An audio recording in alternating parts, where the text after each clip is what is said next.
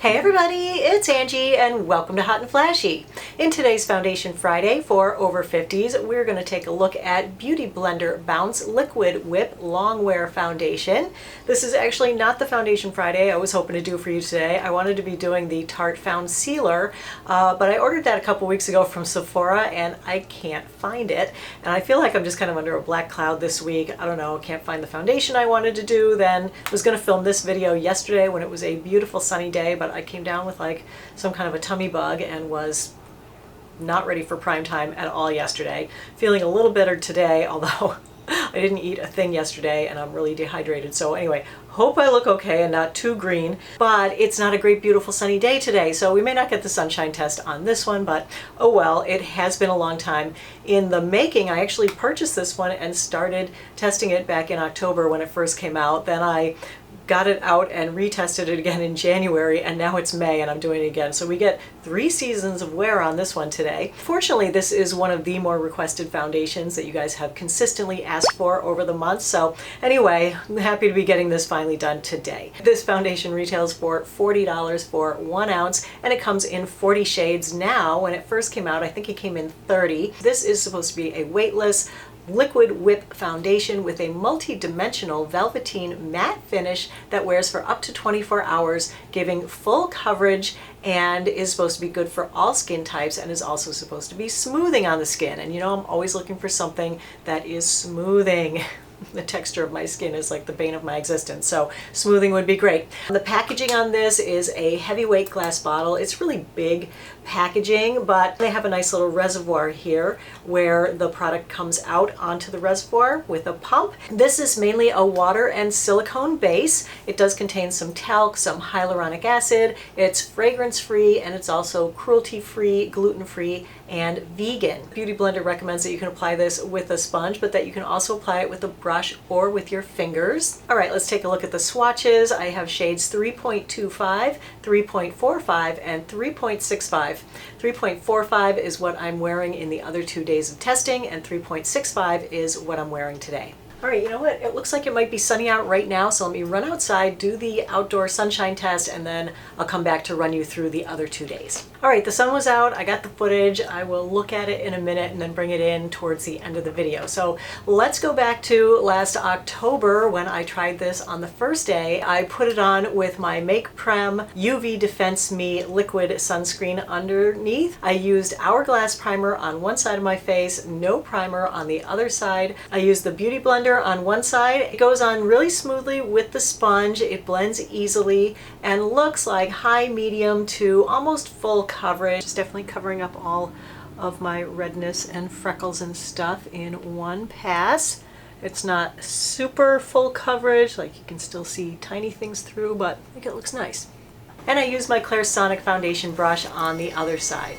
It feels thicker and more draggy using the brush than the sponge. It's a little bit sheerer, which I generally prefer, but in this foundation it just is, you know, just not quite so evenly blended. It's a little chunky up here by the side of my nose. It's a little thin right here. I think I'm just going to pick up a little bit more on the sponge and just top it up over here, where it's just a little bit thin there on the fronts of my cheeks and not covering up the redness like it is on the other side. The finish is a little bit more luminous than I was expecting. It's supposed to be a velveteen matte, but it could be the luminosity of the sunscreen showing through the foundation. The side with the primer definitely looks smoother to me than the side without the primer, but the side with the primer also settled into wrinkles right away. On the non-primer side, the foundation settled into my pores, giving me the polka dot pores. So it didn't look particularly smoothing on its own, so I powdered my T-zone to reduce the shine and the texture,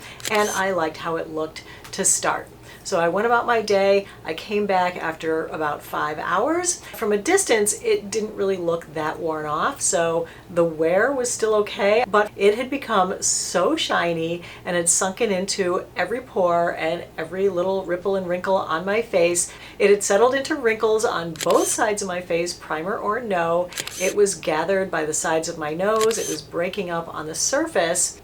So at the 10-hour check-in, I thought it was 10 kinds of bad.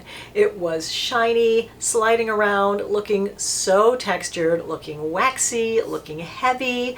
A big smudge under my nose. And then it's all broken up here. And it's all patchy and slidey aroundy up here. What a giant skin flake. What is that? I look greasy. I look waxy. I literally look like someone dumped oil over my face. Which is probably why I put it aside and didn't get back to it for another 3 or 4 months. I think I finally got it out again in January, and this was like one of the coldest days of the year. I think it was like 8 degrees, and so it was super dry that day. All right, so for the second day, I wanted a less luminous sunscreen so that it wouldn't show through as much and I could get more of that matte finish that it's supposed to have. So I used a combination of EltaMD UV Elements along with Paula's Choice Superlight SPF 30. I mix those together, like 3/4 of the first one, 1/4 of the second one, and then put those on, and it definitely gives me a little bit less of a luminous finish.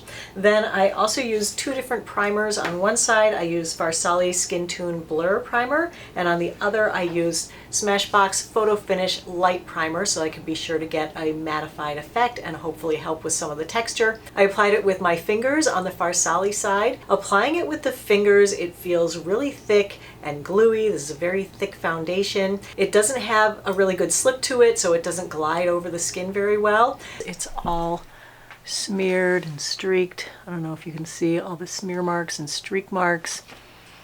It's sitting in my pores. Just does not go on well with the fingers. I mean, it is Beauty Blender foundation, so I suppose Beauty Blender is the way it's meant to be applied. So I pounced over it with the Beauty Blender sponge to remove the streaks, and I applied it with the Beauty Blender to the other side of my face. It definitely applies best with the Beauty Blender sponge over the fingers or a brush. 2 pumps gave me medium coverage with a little bit of redness showing through as well as age spots. I feel like it definitely had more of a matte finish this time, more true to what it's supposed to be, but it also looked a little bit thicker, a little bit more makeup-y, but I didn't mind it. And once I put the powder on in my T-zone and it looked a little bit smoother, I thought that it looked pretty good. So at the 5-hour check-in, I was much happier with it than I was at 5 hours the previous time that I had worn it. It was still wearing really well and in place and not accentuating texture or getting any shinier. It still settled into forehead wrinkles, although slightly less than the previous wearing, but it did still settle into them anyway. But it was wearing well and not sliding around. I was pretty pleased with how it looked throughout the day. I ran some errands, I did an Instagram post, and I shot a selfie, and I liked how it looked. I didn't feel like the picture was like dying for a filter or anything, so I was pretty happy with it that day. So then at the 10-hour check-in, I was pretty impressed with the wear. It was all still in place. It was wearing really well, especially on my nose and chin, where pretty much all other foundations will wear off by then. It was starting to get slightly more luminous in my T-zone.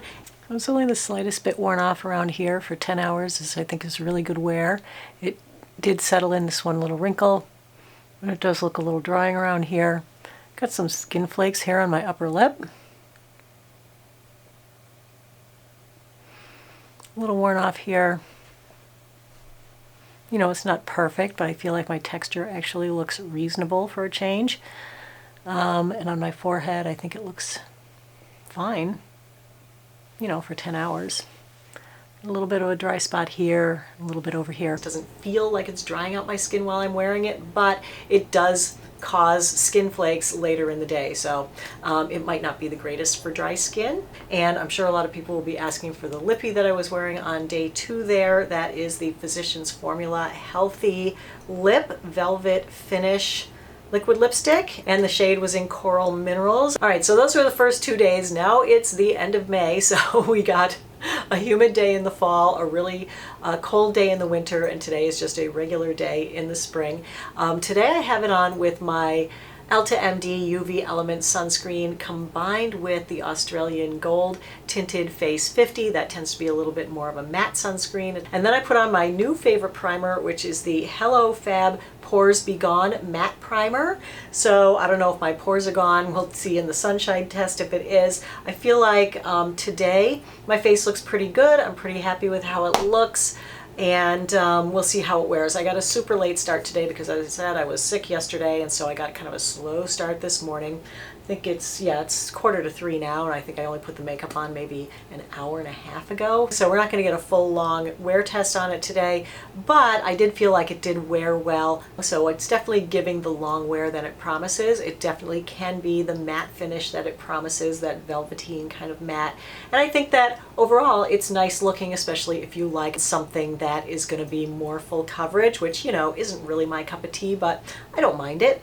So let's go ahead and bring in that sunshine test and kitchen footage now, and then I'll do the phone test, the flash test, and we will wrap this one up. All right, you guys, it's not the brightest sunshine ever, but pretty darn good. The sky is a little cloudy, but the sun is just breaking through to full sun, so we can take a look at this crazy foundation and see how it's looking in the sunshine.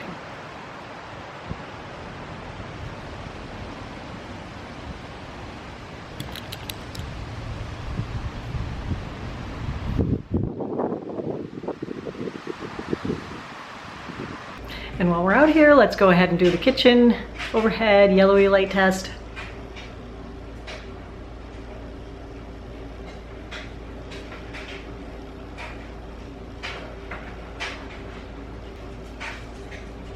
Hey, stop breaking into your food. Can't you wait? Excuse me, let me show them what you've done. She breaks into her food because she's so starving. We starve her to death, and so she has to break into her food bag. I think it looks okay in the sunshine. It's not the worst I've seen. It's not the best I've seen either. I mean, my skin is what it is. What are you going to do about it? But yeah, I don't think it's horrible. What I think about it is that it makes my skin look just a little bit dry, and it just looks a little bit like cakey, I guess. In the indoor light, it's not quite as flat and dry looking as it was outside. All right, let's go ahead and do the phone test. Got the nice shiny clean phone glass. That would be fail on the phone test. I know everyone always says, did anything ever pass the phone test? There were a couple, and one of the main ones that has ever passed the phone test is the Chanel Perfection Lumiere Velvet, my holy grail foundation. All right, so now we will do the flash photo. That one actually looks pretty good. I don't think my face looks a ton whiter than my neck, so I don't really feel like it's giving much flashback, and neither is the powder, which is good. I'm really enjoying this powder that I used today. It's the Revlon Candid. This is really great for not giving flashback. I love this guy. It has replaced my It Cosmetics Bye Bye Pores powder as my powder to use when I'm filming Foundation Fridays because it doesn't give flashback. So let me go do the darkened room one and I'll be right back. Here's the one from the darkened room. That one actually comes out pretty good too. I think this one photographs better than it looks in real life. All right, so let's go ahead and do the pros and cons on the Beauty Blender Bounce Foundation. On the pros side are that it is long wearing on its own. It wears really well. It doesn't wear off on my nose or my chin. I was actually just thinking that maybe I would put this just on my nose and my chin just to get that nice long-lasting coverage, because those are the two places that all foundations seem to wear off first. It gives medium to full coverage. It's easy to apply with a blending sponge, not so much with the fingers or the brush. It photographs well, and it's slightly smoothing, especially in photography. On the con side are that it does settle into wrinkles, it does settle into pores, not in a huge way that then it's going to crack up on the surface or look bad or that most people can see it. It does cling a little bit to dry skin. I feel like it is more of a dry looking foundation on my skin and a little bit more heavier than I like. So I would say that if you're someone who loves a dewy, fresh, no makeup look, then this is not going to be the makeup for you. But if you're someone who likes a fuller coverage, a little bit more of a matte look, if you have texture to your skin and you want something that's slightly smoothing, especially in pictures, you're gonna have your picture taken, then this one would be a great one to wear. Like if you have a special occasion coming up and you're looking for that long wearing foundation that is going to look great in pictures, not give you any flashback, be flattering on your skin, then I would say this would be a really great one to try. So that's my full review on the Beauty Blender Bounce Foundation. If you're looking for reviews on any other foundations, you can check out the list, which is a running list of all the foundations that I've tried. I rank them from best to worst. That's on my blog. I'll put the link in the information box below the video. I also have the foundation Foundation Friday playlist that I can link right up here so that you can also look for any other foundation that you're looking for. I always like to leave you with my favorite foundations in case you're looking for a great foundation for mature skin, something that's a little more lightweight, a little more natural looking on the skin, but also lasts well all day and is smoothing, is my Holy Grail foundation, the Chanel Perfection Lumiere Velvet. This is my absolute favorite, the one that I wear all the time, winter, summer, it doesn't matter.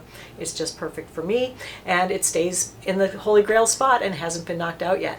Another one that comes close that's really great and is kind of a little bit more like the Beauty Blender Bounce, I'd say, but I like it better, is the Estee Lauder Double Wear. If you're looking for like a long wearing, stay in place, semi-matte smoothing foundation that really looks great on the skin but doesn't look cakey and doesn't look really flat and isn't drying, at least on my skin, give that one a try. I don't get the same wear out of this one that I do out of the Beauty Blender, but I know a lot of other people do, so if you have drier skin, this one I would say, rather than the Beauty Blender Bounce, I would try the Estee Lauder Double Wear. From the drugstore, my fave is L'Oreal True Match. This one is really great, very comparable in my mind to the Estee Lauder Double Wear, but at a fraction of the price. So that's the video for today, everybody. I hope you found it helpful and informative. If you did, go ahead and give the video a like, and don't forget to subscribe to my channel and hit the notification bell while you're down there so you can be notified whenever I upload a new video. Thank you so much for your time. You know, I always appreciate your watching. I hope you have a great day, and I will see you in the next video. Take care, everybody. Bye-bye.